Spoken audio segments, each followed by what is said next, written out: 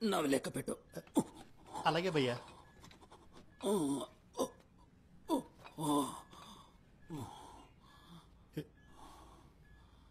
ఒకటి, 2, 3, 4.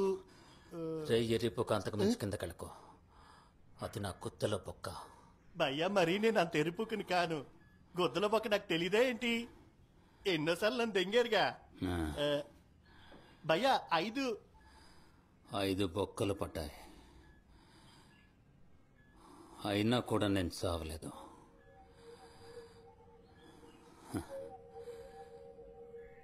నేను సినిమాలో హీరో లాంటోణ్ణి. నన్ను ఎవ్వడు చంపలేడు.